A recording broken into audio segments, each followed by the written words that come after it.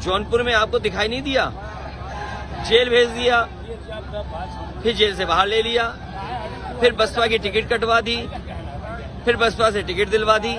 ये गणित क्या जनता नहीं समझती है?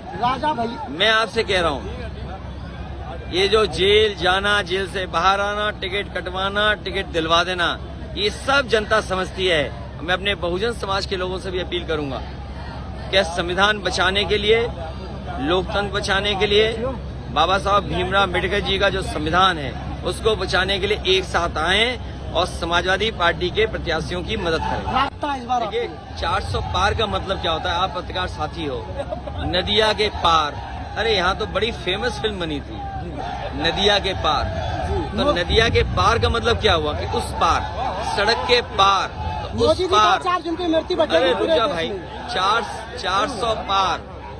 तो इसीलिए वो बोल रहे हैं कि 543 सीटों में 400 के बाद जीतेंगे, तो वो 143 हैं, लेकिन 140 करोड़ की जनता इन्हें 140 सीटें भी नहीं देगी। तो जौनपुर का मेडिकल कॉलेज रैली के बाद क्या? देखिए, जौनपुर का मेडिकल कॉलेज, जौनपुर में जो एम्बुलेंस चलाई गई थी वो व्यवस्था खराब कर दी। पुलिस को जो रिस्पांस सिस्टम 100 नंबर दिया था वो खराब कर दिया।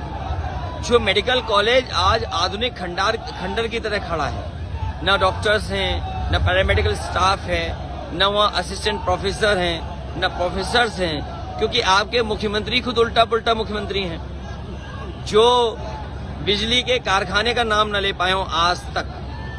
और फिर जब हम लोगों ने सवाल किया तो क्या कहते, 46 में 56 आईएएस यादव हो गए थे, जो जिन्होंने झूठ बोला उस सदन में और सदन के बाहर। ये जनता सब समझ गई है इस बार, इसलिए जनता इनके खिलाफ मतदान करने जा रही है। यहाँ से प्रिया सरोज और हमारे बाबू सिंह कुशवाहा और पूर्वांचल की 27 सीटें, अभी तक तो मैं कहता था क्यूटो लड़ाई में है, लेकिन अब क्यूटो भी हारने जा रहे हैं। जौनपुर में आपको दिखाई नहीं दिया? जेल भेज दिया, फिर जेल से बाहर ले लिया, फिर बसपा की टिकट कटवा दी, फिर बसपा से टिकट दिलवा दी। ये गणित क्या जनता नहीं समझती है?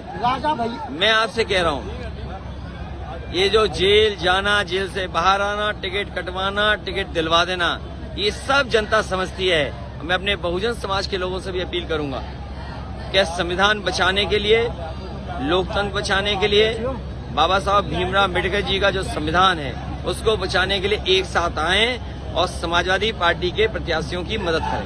महंगाई, बेरोजगारी और किसानों को धोखा दिया हो, और आज अगर 10 साल पीछे मुड़ करके देखते हैं तो फौज की नौकरी अग्निवीर बना दी, 4 साल की नौकरी कोई स्वीकार नहीं कर सकता। 25 लाख करोड़ से ज्यादा किसानों का कर्ज माफ, वो उद्योगपतियों का कर्ज माफ किया, लेकिन किसानों का कर्ज माफ नहीं हुआ।